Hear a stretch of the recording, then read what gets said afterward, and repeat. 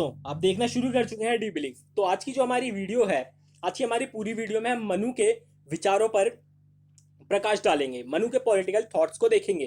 तो एक बार आप दृष्टि मार लीजिए स्क्रीन पर। तो आज हम इन चीज़ों के बारे में देखेंगे। तो आपका समय व्यर्थ न करते हुए एक बार इन चीज़ों को देखकर जल्द से वीडियो को शुरू करते हैं।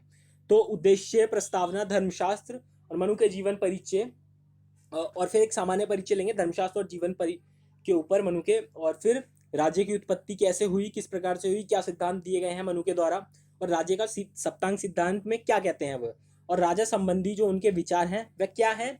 और फिर अंततः हम यह देखेंगे कि क्या उनका जो मनु का, इस पे ज़्यादा विचार प्रकट करेंगे कि मनु का जो राजा है वह निरंकुश है कि नहीं है, क्योंकि यह थोड़ा ही महत्वपूर्ण है। तो चलिए समय व्यर्थ ना करते हुए उद्देश्यों की चर्चा करते हैं। तो मनु के बारे में पढ़ने का जो हमारा उद्देश्य होगा यह होगा कि उसकी जो राज्य उत्पत्ति और निर्माण का सिद्धांत है उसको जान सकेंगे कि जब पृथ्वी पर राज्य नहीं था, राजा नहीं था, तो माइट इज राइट की स्थिति थी। तो माइट इज राइट की स्थिति से राज्य और राजा के परिवर्तन तक में उसने किस सिद्धांत का उपयोग किया उसको जानेंगे।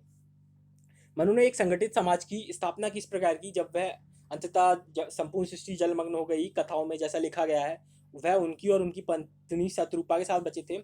उसके बाद उन्होंने अपने जो विचार थे संगठित समाज को मनुस्मृति में संकलित किया और फिर उसको किस प्रकार से उन्होंने एग्जीक्यूट किया उसको भी देखेंगे। उसके बाद हम जनता की उन्नति में राज्य और राजा की क्या भूमिका होती है, आखिर राजा को क्या क्या करना चाहिए जनता की उन्नति के लिए, और मनु के ने इसमें धर्म से रिलेटेड क्या कहा है उसको भी देखेंगे। फिर अर्थव्यवस्था को मजबूती प्रदान करने के लिए जो मनु कर व्यवस्था की बात करते हैं, और वह यह भी कहते हैं कि एक राजा को निश्चित मात्रा में कर लगाया जाना चाहिए अलग अलग परिस्थितियों में, जिसको उन्होंने स्पेसिफाई भी किया। और वह यह भी कहते हैं कि राजा को जनता को करों के मामलों में ज़्यादा परेशान भी नहीं करना चाहिए। और फिर वह एक बात यह भी कहते हैं कि जनता राजा को गद्दी से उखाड़ भी सकती है और उसको मृत्यु के घाट भी उतार सकती है अगर वह जनता को परेशान करता है। और परराष्ट्र नीति में वह मित्र राष्ट्र की बात करते हैं कि अंतर्राष्ट्रीय राजनीति में जो आपके मतलब उद्देश्य हैं उसकी पूर्ति के लिए आपका एक मित्र होना जरूरी है, और आपका जो मित्र होना चाहिए वह आपकी गलत से गलत, जब सारी परिस्थितियां आपके विपरीत हो तब भी वह आपकी सहायता करे। फिर प्रस्तावना इंट्रो पर एक बार नजर डाल लेते हैं। तो भारत का जो चिंतन है, प्राचीन चिंतन है, वह जो ये प्लेटो, अरस्तु और सुकरात हैं, जो यूनानी महान दार्शनिक है, इनके विचारों से भी हमारा जो चिंतन है, इनके चिंतन से पूर्व, यूनानी दार्शनिक चिंतन से पूर्व हमारा भारतीय चिंतन है। यह बात गर्व करने वाली है, और यह वैदिक काल से लेकर इस्लामिक काल तक है। और जो भारतीय चिंतन है वह यथार्थवादी के साथ साथ आधुनिक भी है। अब देखिए, जो राजतंत्रीय और गणतंत्रीय शासन का जो मतलब आपने स्वरूप पढ़ा है वह सबसे पहले भारत के चिंतन में बताया गया था, ना कि प्राचीन यूनान के चिंतन में। यह भी बात हम में से काफ़ी लोगों को नहीं पता होगी। अब मनु जो फेमस है, मनु का नाम हम इसलिए जानते हैं क्योंकि कहीं ना कहीं उनकी मनुस्मृति से रिलेटेड जो सोशल लॉज उन्होंने बताए हैं, जो उन्होंने चार वर्ण व्यवस्था की बात करी है, जिसमें चार वर्णों की बात करी है, ब्राह्मण, क्षत्रिय, शूद्र और वैश्य। तो उसी की वजह से कहीं ना कहीं हम मनु को जानते हैं। तो यह जो उनका धर्मशास्त्र है, इसमें उन्होंने सामाजिक, आर्थिक, राजनीतिक और धार्मिक विषयों पर समाज के लिए मनु के संपूर्ण विचार हैं, इसलिए यह काफ़ी मतलब इम्पोर्टेंट हो जाता है। और यह मतलब पहली थ्योरी है जो किसी व्यक्ति ने भारतीय चिंतन के अनुसार राज्यों के निर्माण के लिए दी थी, और राजा को जिस प्रकार से शक्ति हस्तांतरित करी गई है उसके लिए। तो मनु अपनी जो प्रमुख कृति है, इसकी जो धर्मशास्त्र है उसको मनुस्मृति भी कहा जाता है। इसमें जो विचार है वो सर्वव्यापी हैं। सर्वव्यापी कैसे हैं? क्योंकि इसमें सामाजिक, आर्थिक, राजनीतिक, जीवन का हर पहलू सम्मिलित है। और यह विचार सिर्फ भारत की जनता के लिए नहीं देता, वह संपूर्ण विश्व के लिए यह विचार देता है। और इसमें मानव का संपूर्ण जीवन व्यवस्था कैसी होनी चाहिए कि कल्पना, परिकल्पना करी गई है। जो सत्यमित्र दुबे हैं वह मनु की राज व्यवस्था की वास्तविक कसौटी धर्म को ही मानते हैं। अब जो ब्रह्मा है, ब्रह्मा ने सृष्टि की रचना करी, उनको रचयिता माना जाता है। तो जो यूनिवर्स है वह किस रूप से कार्य करता है? यूनिवर्स में एक सिस्टम है, उस सिस्टम को रीति कहते हैं। तो यूनिवर्स के उसी सिस्टम, रीति का पालन करते हुए जो मनु है, जो लॉ गिवर ऑफ हैं, लॉ गिवर हैं अर्थ के, उन्होंने उसी रीति को देखते हुए उसके समानांतर धर्म की, जिस प्रकार से वह सिस्टम यूनिवर्स को चलाने में फॉलो होता है, उसी प्रकार से उन्होंने अर्थ के लिए एक सिस्टम का निर्माण किया जिसको उन्होंने धर्म कहा। तो अब आते हैं धर्मशास्त्र पर। अब हम थोड़ा इसके स्ट्रक्चर पर देख लें। तो 12 अध्याय और 2694 श्लोक इसमें सम्मिलित है। लगभग 1000 कुछ श्लोक ब्राह्मणों के लिए हैं और 900 कुछ श्लोक क्षत्रियों के लिए और बाकी जो बचे वह अन्य लोगों में हैं, अन्य लोगों के लिए हैं। तो अब जीवन का प्रत्येक पहलू इसमें सम्मिलित है, जैसे हमने सामाजिक, आर्थिक, राजनीतिक हर चीज की बात करी। अब इसमें कोई रोजी रोटी कैसे कमाएगा वह भी सम्मिलित है, कोई कौन सा व्यापार करेगा वो भी सम्मिलित है। इसमें यह भी निश्चित है कि कौन व्यक्ति पढ़ सकता है, कौन नहीं पढ़ सकता, उस पर भी हम देखेंगे। अब इसमें प्रशासनिक कार्य विवेचना, मतलब राजा का क्या कर्तव्य है, राजा का क्या धर्म है, राजा का जनता के प्रति क्या क्या कार्य है जो उसे करना चाहिए, और मंत्रियों की क्या स्थिति है, प्रशासन किस प्रकार से चला जाए, सेनापति का क्या कार्य है, वह भी इसमें सम्मिलित है।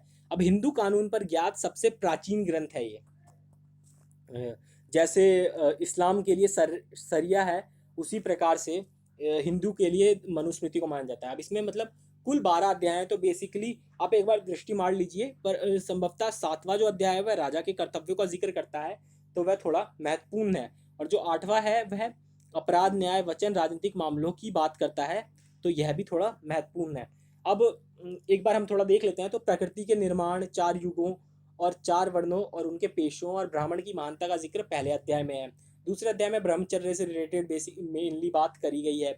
और जो तीसरा अध्याय है वह शादियों की किस्में, मतलब 8 प्रकार के जो विवाह बताए गए हैं उनकी बात करता है, रीति रिवाज और श्राद्ध और पूर्वजों के याद करने की विधि की बात करता है। चौथा अध्याय गृहस्थ धर्म की बात करता है कि मतलब शादी के बाद कौन कौन से नियमों का पालन किया जाना चाहिए, और 21 तरह के नरकों की भी बात करता है।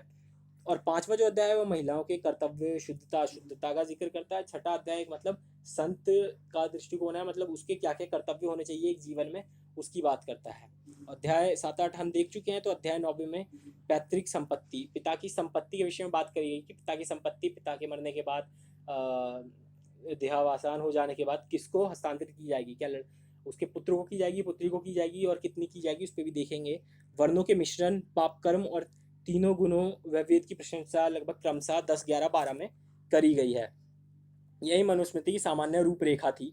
अब मनुस्मृति में मतलब अधिकार, अपराध, बयान और न्याय की जिस हिसाब से बात करी गई है वह आज के इंडियन पिनल कोड और सीआरपीसी की तरह ही लिखी गई है।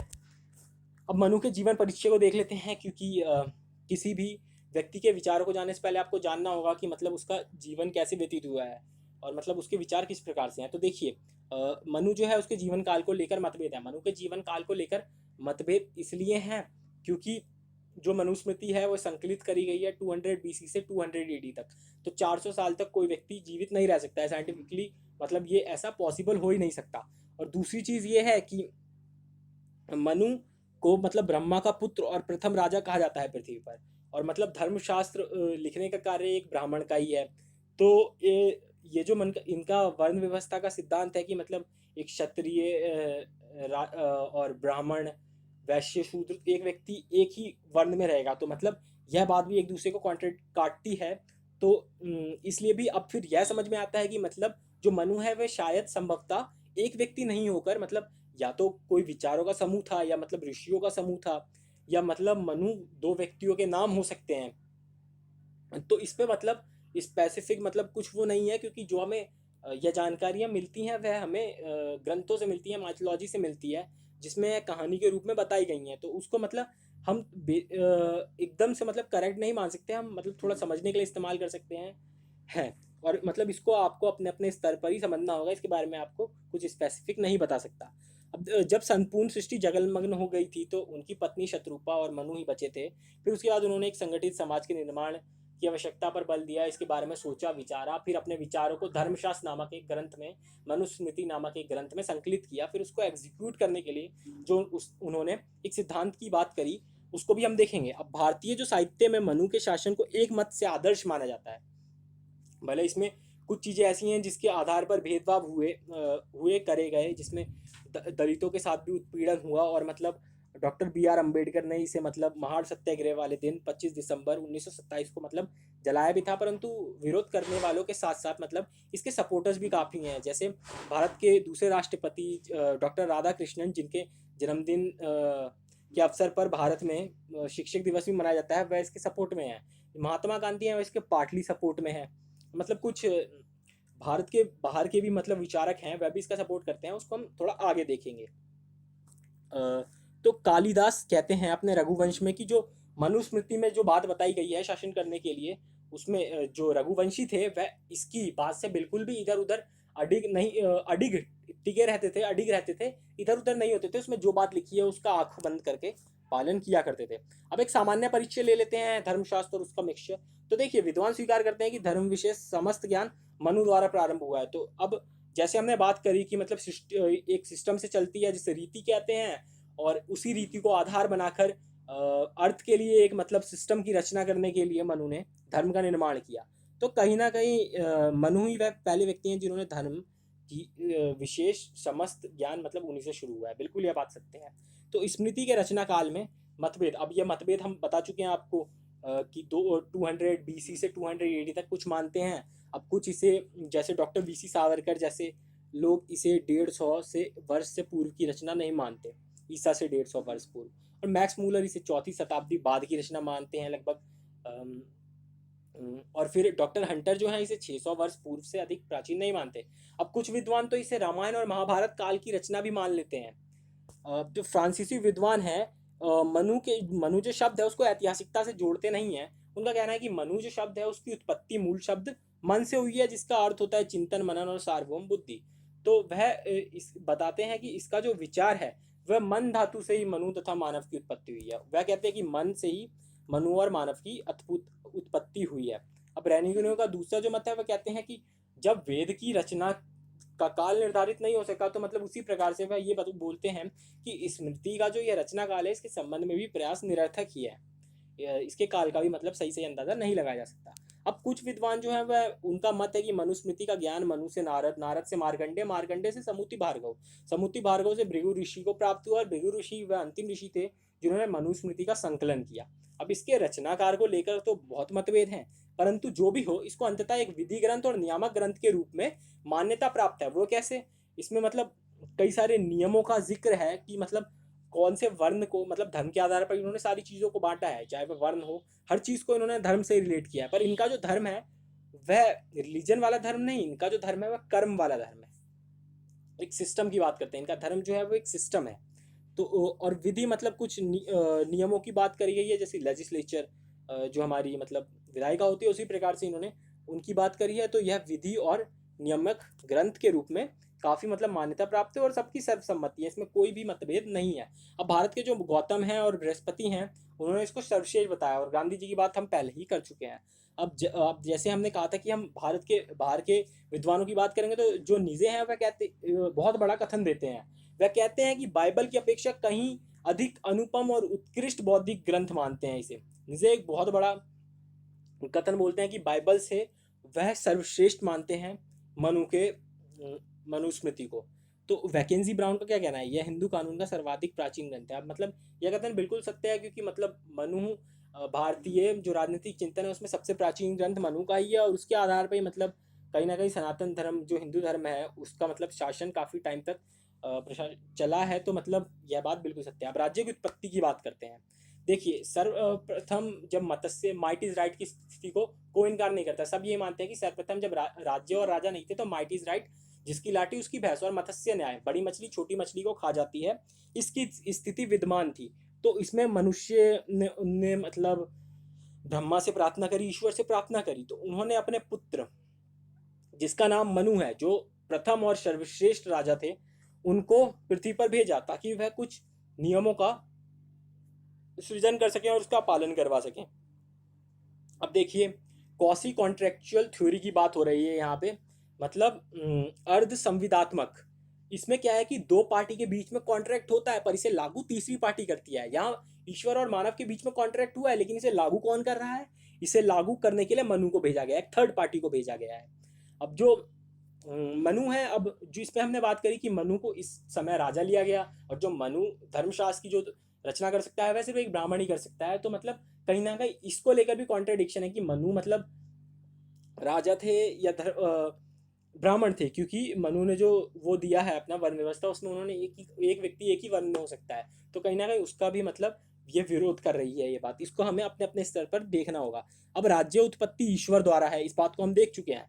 अब राजा का निर्माण देवों के सारभूत अंश से, उसने ये बात भी कही है कि मतलब राजा को जो निर्माण है वह देवताओं के 8 सारभूत अंश, इंद्र, वायु, यम, और मतलब वो आगे हम देखेंगे प्रिसाइज, सारे 8 देवताओं की बात करिए, और 8 देवताओं का मिश्रण है राजा।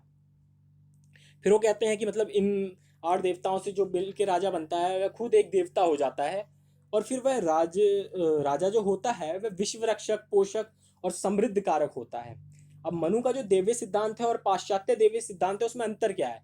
अब जो मनु का देवीय सिद्धांत है वह धर्म के, मनु का जो राजा है वह धर्म के अधीन है, परंतु पाश्चात्य जो ये है देवीय सिद्धांत उसमें ईश्वर के अधीन डायरेक्ट बताया गया है। अब और जो मनु का राजा है वह जनता के प्रति भी उत्तरदायी है, परंतु जो यह पाश्चात्य देवीय सिद्धांत है उसमें राजा को निरंकुश सत्ता प्रदान करी गई है, वह बस ईश्वर को उत्तरदायी है। अब जो ये है पाश्चात्य देवीय सिद्धांत, इसमें राजतंत्र ईश्वरीकृत संस्था है और अनुवांशिक आधार शासन का, मतलब राजा का बेटा ही राजा बनेगा, इसमें यह प्रदान किया गया है। और इसी के साथ साथ राजाओं का कोई विरोध नहीं करना चाहिए, यह बात भी कही गई है। और जो राजतंत्र है वही शासन का एक अनन्य रूप है, मतलब एक अनन्य रूप है शासन का, ये बात भी कही गई है इसमें। और फिर ये जो बात है ईश्वर के प्रति उत्तरदायी है, मतलब वह और किसी के प्रति उत्तरदायी नहीं है, पर मेन जो पॉइंट है वह मनु ने जो बात कही है, मनु ने राजा को ईश्वर के द्वारा मतलब सृजन बताया है कि मतलब देवताओं की शक्ति उसमें समाहित है, 8 देवताओं को मिलाकर एक राजा का निर्माण होता है, उसके अंश को मिलाकर। तो उसने इसके बाद मतलब उसको धर्म के अधीन भी रखा है, और उसने ये बात भी कही है कि जो एक राजा है उसको मतलब गद्दी से हटा सकती है जनता, अगर वह कुछ गलत कार्य करता है, उनके मतलब जिस अपर्याप्त करों की, मतलब जिस कर की आवश्यकता ना हो, ज्यादा कर लगाकर उन्हें परेशान करता है, तो वह उसको गद्दी से हटा सकती है और उसकी हत्या भी कर सकती है। इस बात की पुष्टि मत और फिर मनु ने और महाभारत के आदि पर्व उसमें यह कहा गया, और जो मतलब पितामह भीष्म है वह भी कहते हैं कि मतलब अगर राजा गलत करता है तो जनता उसे हटा सकती है विरोध से। तो यही बात है कि मतलब इसी कारण से जो पाश्चात्य और मनु के देवीय सिद्धांत में अंतर, मनु ने इस बात पर बल दिया कि राजा सदैव जनता का पालन करे तथा उसकी रक्षा करे। और राजा का देव को अंश बताया गया, पर इसमें गुणों एवं योग्यताओं पर बल दिया गया, ना कि उसके अधिकार एवं शक्तियों पर। जैसा देख सकते हैं अब राजा को देव का अंश बताया गया, 8 देव का, पर उसके बाद उसमें को मतलब कुछ गुणों का, जैसे मतलब ब्राह्मणों की सेवा, अपनी जनता की रक्षा करना, जनता की आज्ञा का पालन करना, ऐसी ऐसी बात करी गई। परंतु जो पाश्चात्य उसमें देवीय सिद्धांत में मतलब ईश्वर के अधीन बताया गया, ईश्वरीय सत्ता की बात करी गई। तो चलते हैं अब आगे। अब मौरबानी का जो कथन है उसको मतलब थोड़ा जांच लेते हैं।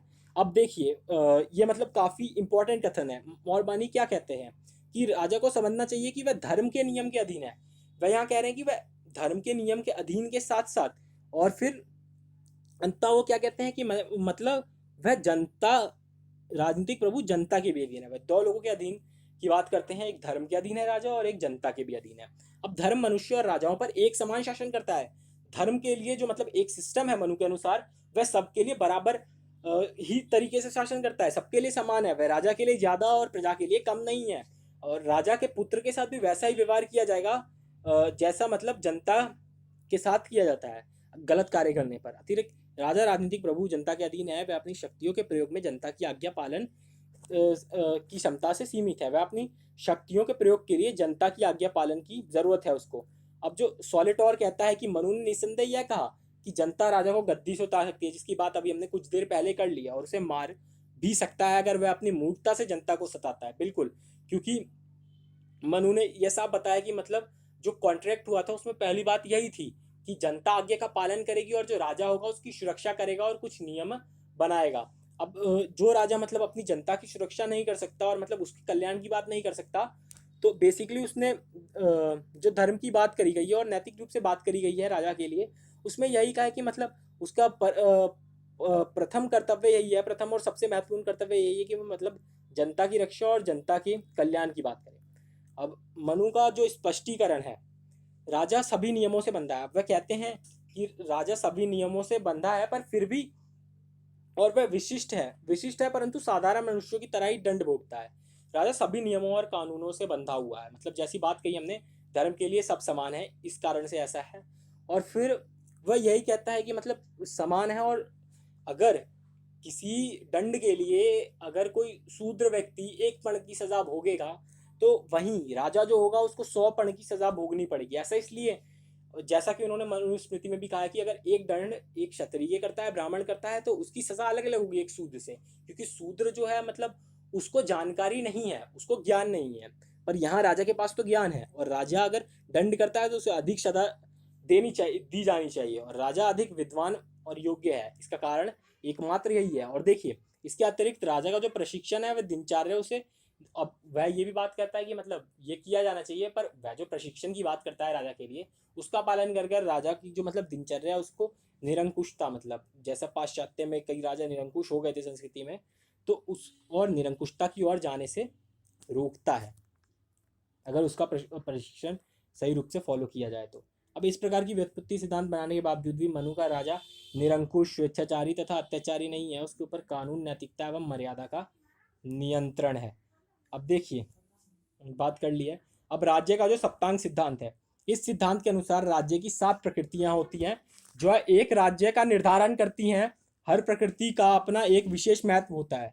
अब ये प्रकृतियां मानव शरीर के विभिन्न अंगों की तरह एक दूसरे से जुड़े हुए हैं, वो कहते हैं। अब देखिए, जो संपूर्ण पॉलिटिकल साइंस है वह राज्य की इस पे मतलब आधारित है, कई सारे सिद्धांत पर आधारित है। तो उन सिद्धांतों में से जो वर्तमान राजनीतिक विज्ञान है वह आधारित है। तो उनमें से एक राज्य का सप्तांग सिद्धांत है, जो मतलब एक इम्पॉर्टेंट, अपना एक बहुत ही इम्पोर्टेंट हिस्सा रखता है।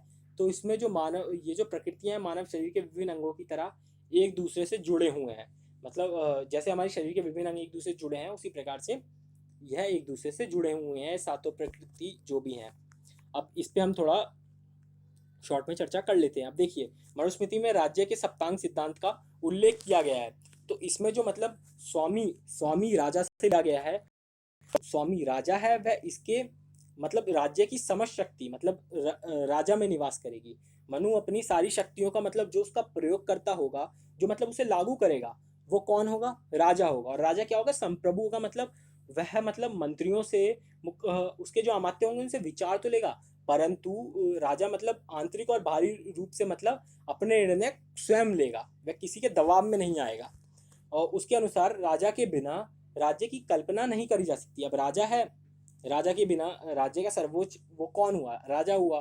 तो बिना राजा के राज्य की कल्पना करी जा सकती है क्या? बिल्कुल नहीं करी जा सकती। अब जो राज्य है, वह राजा जो है वह राज्य की एकता, अखंडता एवं संप्रभुता का प्रतीक होता है। मनु का एक ये भी मानना है कि राजा को प्रशासनिक समता, दायित्व के प्रति अटूट निष्ठा और नैतिक गुणों की भी बात करता है। नैतिक गुणों से युक्त होना चाहिए, मतलब इन्हीं गुणों से युक्त होकर एक अच्छा राजा बनाया जा सकता है उसके अनुसार। अब बात करते हैं मंत्रियों की, अमात्य की। अब देखिए, क्योंकि मनु का जो विचार है वह कहता है कि मतलब कुशल मंत्रियों के बिना राज्य नहीं चलाया जा सकता, क्योंकि राज्य में कई प्रकार की संस्थाएं होती हैं, कई प्रकार का कार्य होता है। राजा मतलब रिपोर्ट मांग सकता है, उनका मतलब फॉलो नहीं कर सकता, मतलब उनको देख सकता है, उनको जांच सकता है, परंतु उन सबको एक तरीके से वो नहीं करवा सकता, लागू नहीं करवा सकता। उसके लिए मंत्रियों की आवश्यकता है। अब अलग अलग मतलब डिपार्टमेंट्स के लिए अलग अलग मंत्रियों की नियुक्ति की बात करता है। कुशल मंत्रियों के बिना राज्य नहीं चलाया जा सकता।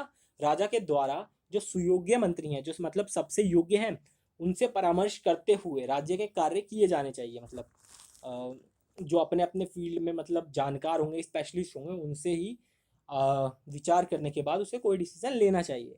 अब मंत्रियों के लिए आवश्यक गुणों और योग्यताओं का पर्याप्त विस्तार से उल्लेख नहीं करा गया कि मतलब उनकी नियुक्तियां कैसी होंगी, इस पे मतलब उसने बात नहीं कही। कुछ गुणों की बात करता जरूर है, परंतु उसने यह नहीं कहा कि मतलब इनकी नियुक्ति किस प्रकार होगी, क्या व्यवस्था होगी, इस पे उसने बात नहीं कही। अब आते हैं पुर पर। किला, पुर का अर्थ होता है किला, राजधानी और दुर्ग। अब देखिए, मनु का इसमें जो मतलब मनु कहते हैं वह ये कहते हैं कि पुर, राजधानी मतलब हमेशा क्या कहें, सुरक्षित होनी चाहिए। क्योंकि यह इसलिए होना जरूरी है क्योंकि दुर्ग का निर्माण दुर्गम स्थलों पर करना चाहिए, मतलब ताकि आपका राज्य सुरक्षित रह सके। जब तक आपका राज्य सुरक्षित जगह पे नहीं रहेगा, तब तक मतलब कोई भी शत्रु सेना आक्रमण कर सकती है और आपके राज्य को जीतने का प्रयास कर सकती है। और मनु जो है वह इसको दुर्गम स्थानों पर, जैसे मतलब पहाड़ पर, चोटी पर और अन्य प्रकार के दुर्गम स्थानों पर बनाने की बात करते हैं, और ताकि अन्य राज्य इस पर आक्रमण ना कर सके और जो राज्य है वह सुरक्षित रह सके। तो मनु अलग अलग श्रेणियों की बात करते हैं, जैसे धनवन वर्ग दुर्ग की बात करते हैं, मही दुर्ग की बात करते हैं, वहीं वृक्ष दुर्ग, जल दुर्ग, मनुष्य दुर्ग, गिरि दुर्ग, अलग अलग इन प्रकार के दुर्गों की बात करते हैं। इस तरह मनु ने राज्य की सुरक्षा के लिए दुर्गों के महत्व का प्रतिपादन किया है। अब फिर चौथा पॉइंट जो उनका मतलब चौथी प्रकृति है वह राज्य की बात करते हैं। जिस प्रकार आज के समय में राज्य के निर्माण तत्वों में जनसंख्या, निश्चित भूभाग आदि चीज़ें आती हैं, उसको स्वीकार की जाती हैं, उसी प्रकार से मतलब मनु का जो यह प्रकृति है उसमें भी और कौटिल्य ने भी मतलब ये सिद्धांत दिया है, सप्तांग सिद्धांत, तो उसमें भी मतलब जनपद शब्द का प्रयोग किया गया है। बात करते हैं अगली पांचवी प्रकृति की, कोश। अब देखिए यह मतलब काफ़ी इम्पोर्टेंट बताया है मनु ने इसे, क्योंकि यह केवल ज़रूरी ही नहीं है, बहुत महत्वपूर्ण अंग है। क्योंकि देखिए राजा जो समुचित मात्रा में कोष नहीं होगा अगर राजा के पास, तो वह अपनी प्रजा की सुरक्षा कैसे करेगा।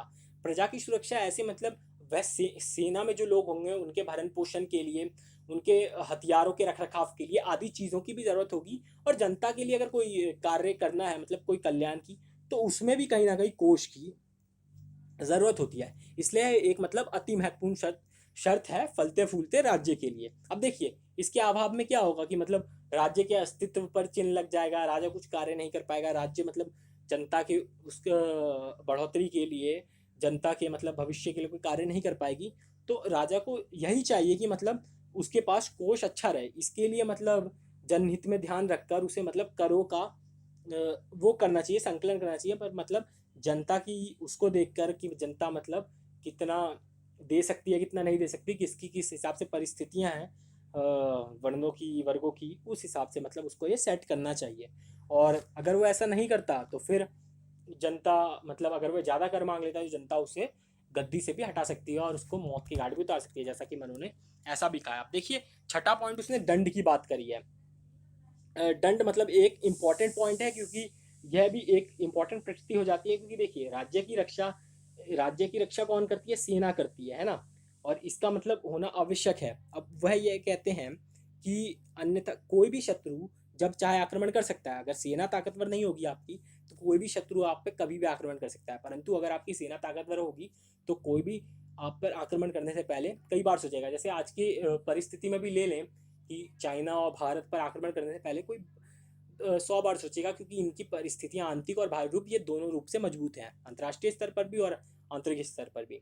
देखिए राजा को सभी साधन अपनाकर यह कोशिश करनी चाहिए कि उसकी सेना को साधन संपन्न बनाना चाहिए, चाहे इसके लिए कुछ भी करना पड़े।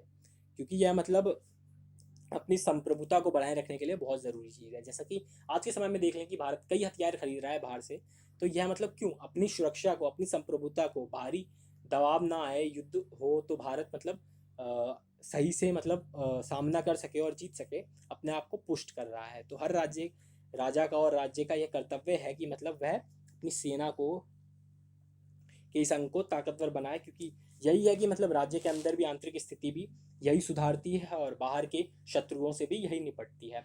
अब देखिए इसमें हस्ती सेना, रथ वाली सेना होती हैं, घोड़ों वाली सेना, जन सेना और पैदल सैनिकों की बात करी गई। तो चलते हैं सबसे अंततः मित्र, सातवीं प्रकृति की बात करते हैं। अब देखिए इसमें अंतर्राष्ट्रीय परिस्थिति की बात करी गई है, पर तो जो मित्र होता है अंतर्राष्ट्रीय राजनीति में आपका एक राज्य के दूसरे राज्य के साथ मैत्रीपूर्ण संबंध से रिलेटेड इसमें बात करी गई। आप देखिए इसमें कहा गया है कि मतलब हर राज्य के अपने कुछ ना कुछ उद्देश्य होते हैं, और मतलब अंतर्राष्ट्रीय मतलब अलग अलग राज्यों से, अगल बगल के राज्यों से अपनी रक्षा करनी होती है, पड़ोसी राज्यों से रक्षा करनी होती है। तो उसके लिए मतलब उसका एक उसके मित्र होने ही चाहिए जो मतलब उसकी कठिन से कठिन परिस्थितियों में रक्षा कर सके।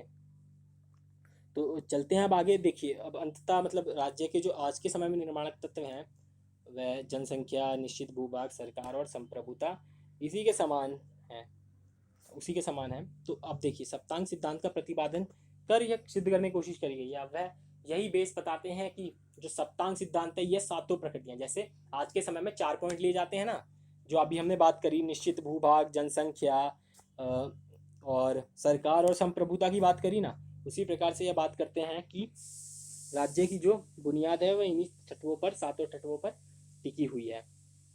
देखिए मनुस्मृति का जो प्रत्येक प्रकृति है उसके पश्चात दी गई प्रकृति की तुलना में अधिक महत्वपूर्ण है। मतलब ये जो सातों प्रकृतियां हैं, यह मतलब जो टॉप की प्रकृति होगी वह सबसे इंपॉर्टेंट है, और जो लास्ट की होगी वो उससे बहुत कम इंपॉर्टेंट है। 1 2 3 4 5 मतलब ये जो इंक्रीजिंग और बढ़ रहा है उसी हिसाब से मतलब उसका जो इम्पोर्टेंस है वो देखा जाना चाहिए। पर वो ये कहते हैं कि मतलब अगर कोई स्पेशल चीज़ है जो मतलब एक उसी प्रकृति से सॉल्व हो सकती है, उसी प्रकृति से रिलेटेड है, तो उसे उस विशिष्ट कार्य के संबंध में श्रेष्ठ माना जाना चाहिए, जैसा कि मनुस्मृति ने सप्तम अध्याय में यह बात कही भी है।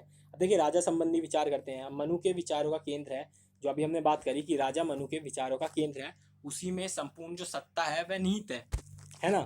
उसके लिए स्वामी शब्द का भी प्रयोग किया है उसने, और जो वास्तविक प्रयोग करता है राज्य की शक्तियों का, और वो राजा ही है, और राजा को संप्रभु होना चाहिए, आंतरिक और बाहरी रूप से सक्षम होना चाहिए, और किसी के उसमें दबाव में नहीं आना चाहिए, और राजा ही है जो राज्य की एकता, अखंडता और संप्रभुता का प्रतीक है। अब देवताओं के सारभूत अंश से राजाओं के निर्माण की बात करी गई है। जो हमने बात करी कि 8 देवताओं के सारभूत अंशों से राजा के निर्माण की बात करी गई है। अब राजा संबंधी वह जो मनुष्यों ने देवताओं से प्रार्थना करी, ईश्वर से, ब्रह्म से प्रार्थना करी, ब्रह्मा से, तो फिर मनु जो है वह पहले राजा के रूप में पृथ्वी पर अवतरित हुए, और वह प्राचीन और महानतम राजा हैं, ऐसा भी हमारे माइथोलॉजी में कहा गया है।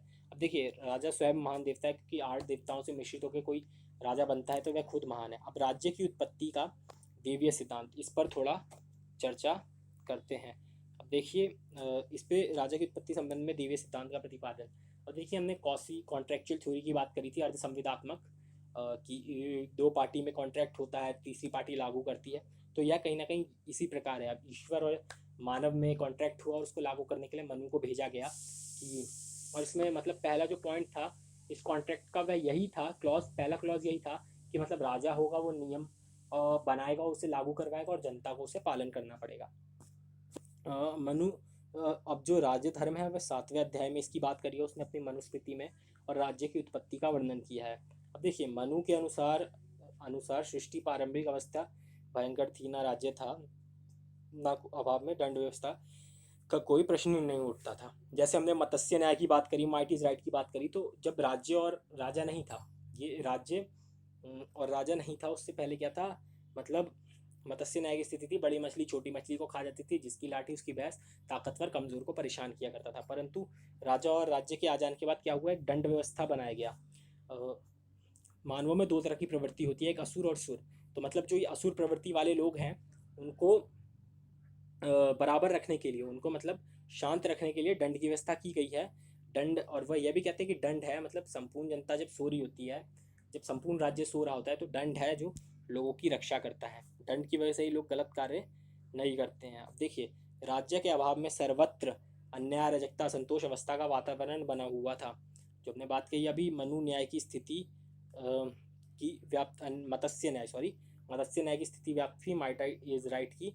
उन्होंने जिस संगठित समाज की कल्पना करी उसकी परिस्थापना हेतु दिव्य सिद्धांत, देखिए उन्होंने अपने सारे सिद्धांतों का करने के लिए उन्हें क्या चाहिए था, उन्होंने रचना तो कर दी मानव के संगठन, इस समाज के संगठन के लिए, मानव समाज के संगठन के लिए, पर उनको एक सिद्धांत चाहिए था। तो उन्होंने किस सिद्धांत को लिया, उन्होंने देवीय सिद्धांत को लिया। उस समय क्या था, मतलब देवताओं के मामले में जो मानव है वह थोड़ा मतलब डरा सहमा रहता है, क्या है कि मतलब आप देवताओं के नाम पर उससे कुछ भी करवा सकते हैं। तो उन्होंने जनता की इसी उसको देखा, और मतलब कि उन्होंने यही बात कही कि मतलब इसे स्वयं ब्रह्मा ने, ये जो उनके विचार हैं वह स्वयं ब्रह्मा ने उनको बताए हैं, और ये वही लिख रहे हैं, उसी को स्मृति में यादों से याद कर रहे हैं, तो इसीलिए इसका नाम मनु स्मृति पड़ा।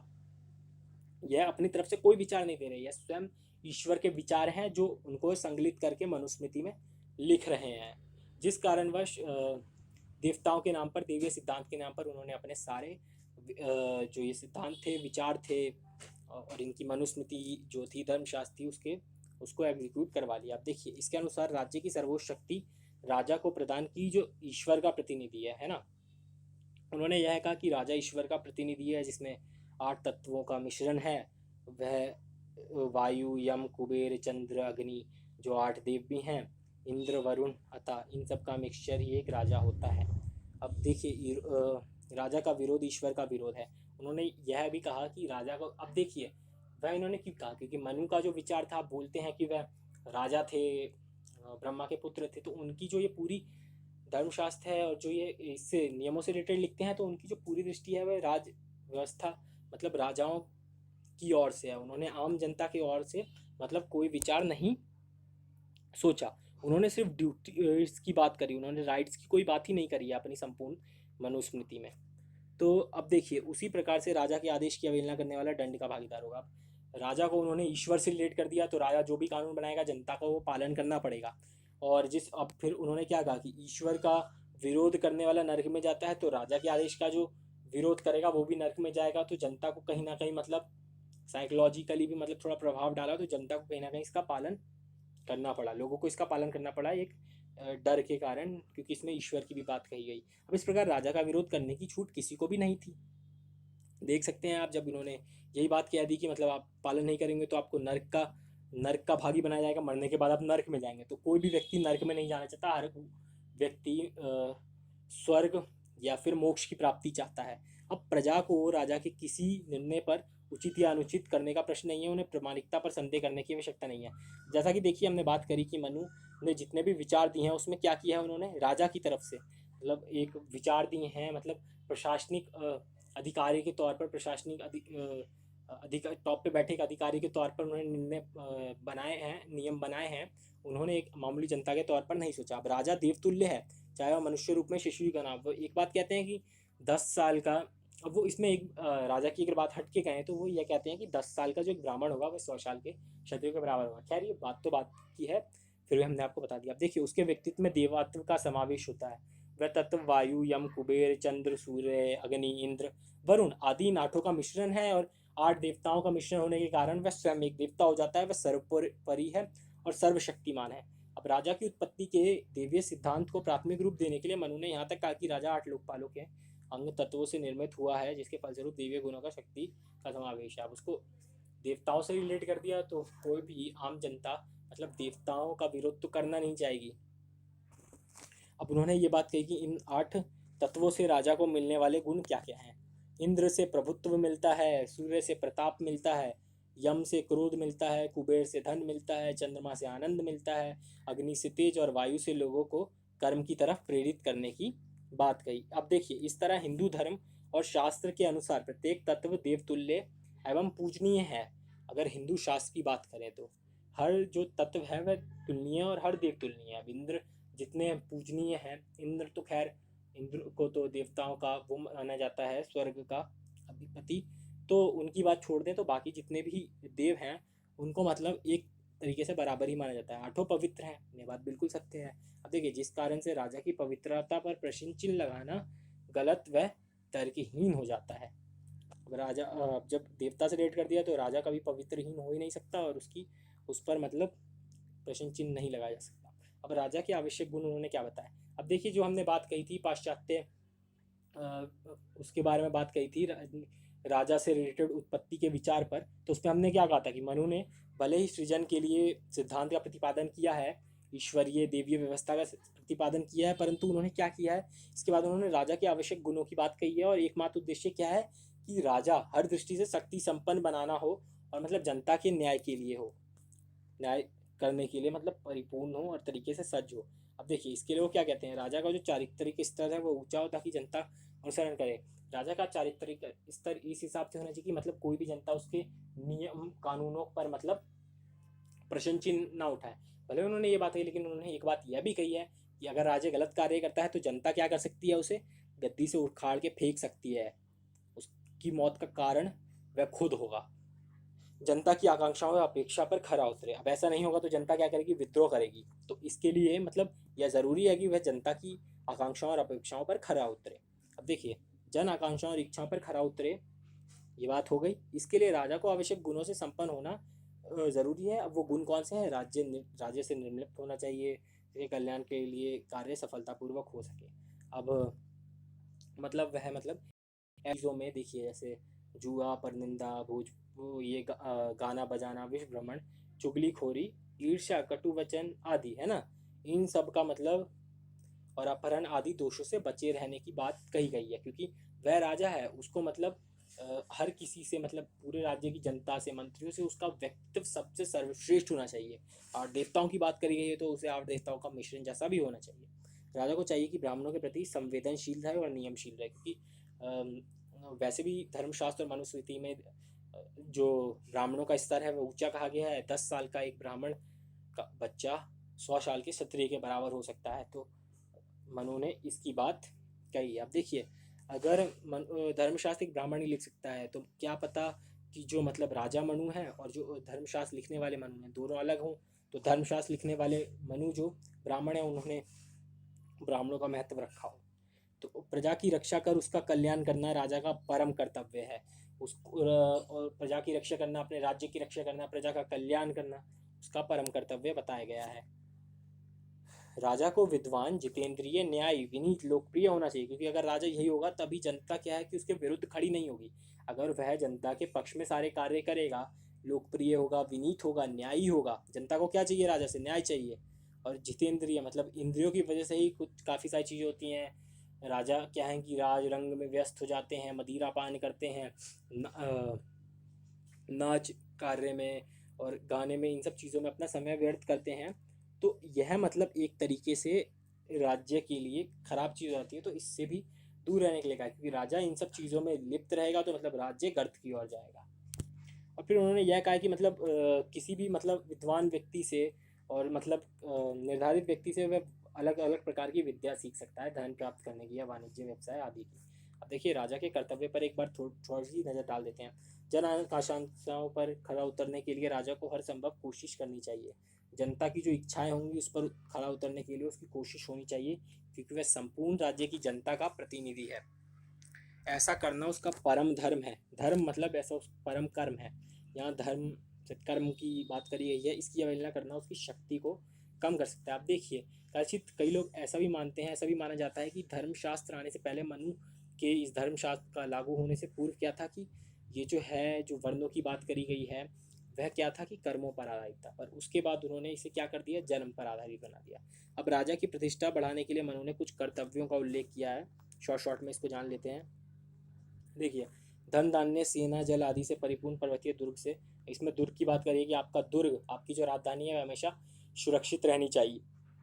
स्वजातीय तथा, देखिए, खुद की जाति और मतलब अच्छे रूप और गुण वाली स्त्री से विवाह करे, मतलब रानी बनाए उसको, और ताकि उसका जो पुत्र है वह यशस्वी हो, उसकी तरह ही अपराज्य हो और शक्तिशाली हो, जो उसके राज्य को आगे ले जा सके।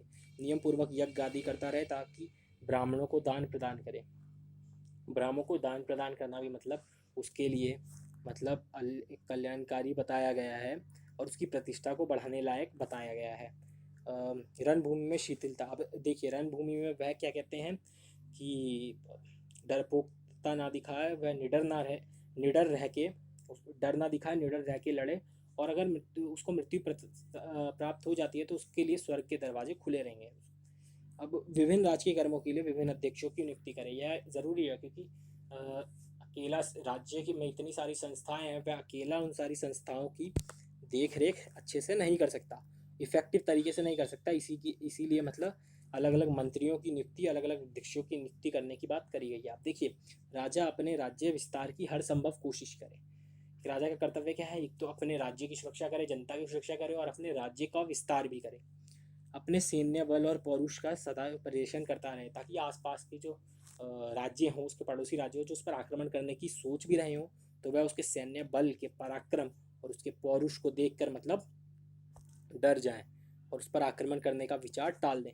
गोपनीय बातों। आप देखिए, एक राजा वही है, किंग के जो विचार होते हैं, किंग क्या सोच रहा है, वह उसके मंत्री को भी नहीं पता होना चाहिए। और राजकीय कार्यों को सदैव गुप्त रखें। शत्रुओं की कमजोरियों को जानने की सदैव लगन राजा में रहे। मंत्री से वह बात तो करे, लेकिन वह क्या डिसीजन लेने वाला है वह सिर्फ राजा को ही पता होना चाहिए। सारे मंत्रियों के साथ वह डिस्कस, सलाह मशवरा तो कर सकता है, परंतु वह क्या डिसीजन लेगा वह उसके संप्रभु पर बताया गया है। पर कहीं ना कहीं मतलब मंत्रियों के द्वारा, मंत्री परिषद के द्वारा उस पर कहीं ना कहीं एक तरीके से अंकुश लगाने की भी बात करी गई है। अब देखिए, लोक कल्याण हेतु का दृढ़तापूर्वक प्रयास करे, मतलब लोक कल्याण के लिए वह कार्य करे दृढ़तापूर्वकता से। अब अपने मंत्रियों से विनयपूर्वक, क्योंकि जो उसके मंत्री हैं उनसे अच्छा व्यवहार करना उसके लिए अनिवार्य है। अगर वह ऐसा नहीं करेगा तो कहीं मंत्री उसके खिलाफ षड्यंत्र ना करने लगे, यह भी थोड़ा ज़रूरी है। और शक्ति को सक्रिय रखेंगे, वह अच्छे से बात करेगा, मंत्रियों को करीब रखेगा, उनकी हर बात जानेगा। तो ऐसा क्या है कि उसकी जो राज्य में क्या चल रहा है उसे सारी जानकारी होगी, क्योंकि जानकारी किससे मिलती है? अपने मंत्रियों से ही मिलती है। डायरेक्ट जनता का तो संवाद नहीं होता ना, एक आध सिचुएशन छोड़ के, मतलब डायरेक्ट हर बार उसका जनता से सीधे संवाद नहीं होता। उसे जानकारी देता कौन है? उसके मंत्री, अलग अलग डिपार्टमेंट्स के जो लोग हैं, मंत्री जो उसने चुने हैं, वही उसको जानकारी देते हैं।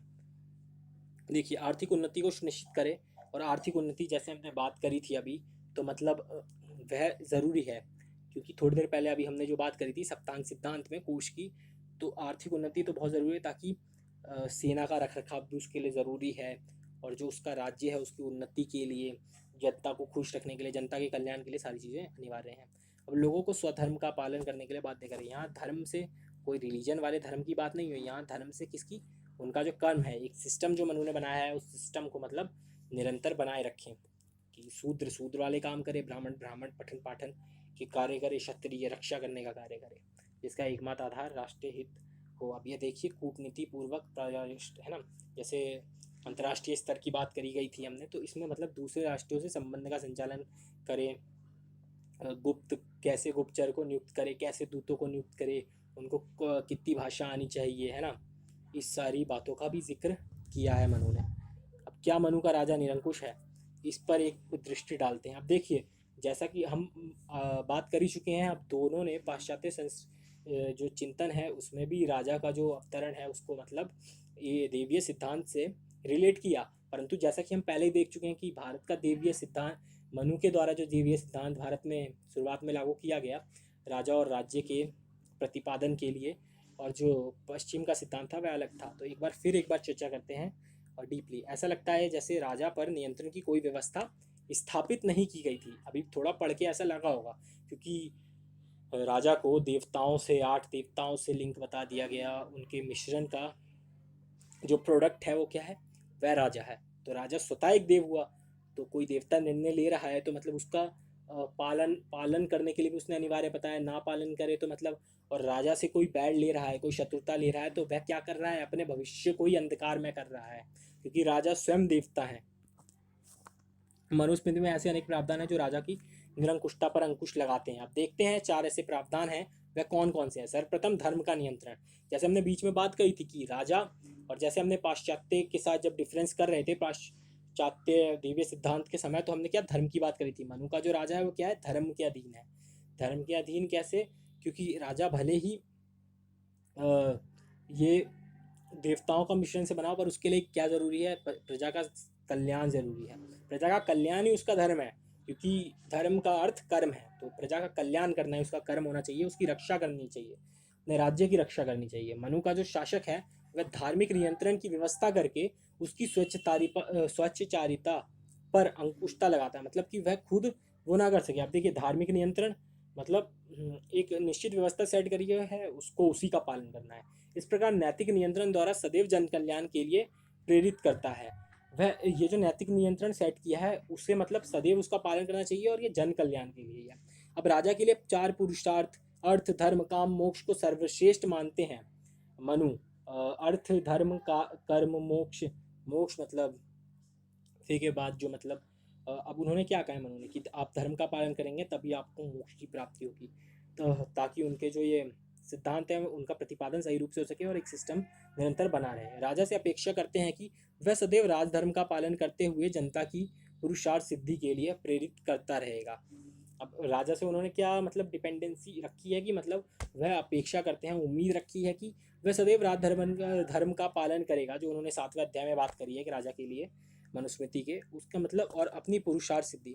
उन्होंने मतलब राजा के लिए जो धर्म बनाया उसको मतलब कितनी बखूबिता से उन्होंने क्या कहा, कि मतलब मोक्ष और पुरुषार्थ, जो पुरुषार्थ बात कही है उसके आपको अचीव करने के लिए, राजा को अचीव करने के लिए क्या करना पड़ेगा, इन चारों पुरुषार्थ को अचीव करने के लिए अर्थ धर्म काम और मोक्ष को सर्वश्रेष्ठ मानते हैं राजा के लिए, और राजा को इसका पालन करना चाहिए।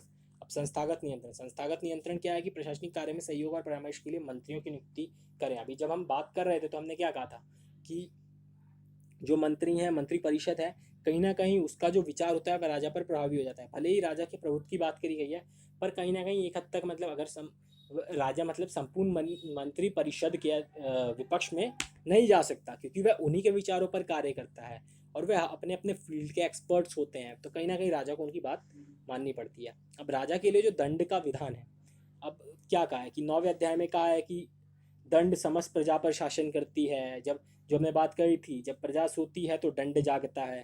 दंड को न्याय व्यवस्था का अभिन्न अंग मानते हुए मनु ने शासक और शासन को इनके अधीन माना है। अब मनु न्याय और दंड जो व्यवस्था है, मनु क्या कहते हैं कि सबसे पहले जब राज्य और राजा नहीं थे तो क्या थे, असुर। और सुर की बात करते हैं तो ये असुर प्रवृत्ति के लोग हैं, उनके लिए ही दंड है। उनको ही दंड द्वारा मतलब न्यूट्रल रखा जा सकता है, सामान्य रखा जा सकता है। और उनके लिए ही यह दंड की पूरी व्यवस्था है, दंड की जो न्याय व्यवस्था है उनके लिए ही है। और दंड का प्रयोग राजा स्वविवेक पर करता है और ऐसा न करने पर स्वयं भी नष्ट हो जाता है। अब राजा के पास शक्ति तो है, पर राजा को यह पता होना चाहिए कि उसे किस व्यक्ति पर कितना दंड लगाया जाना चाहिए। अब मनुस्मृति में लिखा तो गया है कि किस कार्य के लिए कितना दंड होना चाहिए, कितना प्रतिशत होना चाहिए, क्षत्रिय के लिए उस कार्य के लिए कितना होना चाहिए, ब्राह्मण और शूद्र और वैश्य के लिए किस प्रकार से होना चाहिए। जिस प्रकार से उन्होंने कर की अलग अलग व्यवस्था की है वैसे उन्होंने दंड की करी है।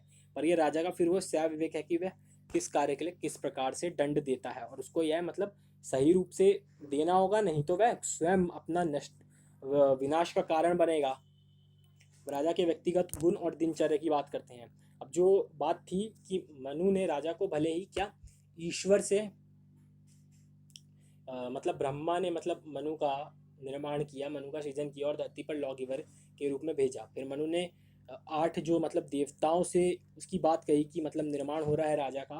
उसके पश्चात उन्होंने क्या कहा कि राजा जो है उसका कर्म क्या है कि जनता का कल्याण करे, उसका धर्म यही है, उसका कर्म भी यही है।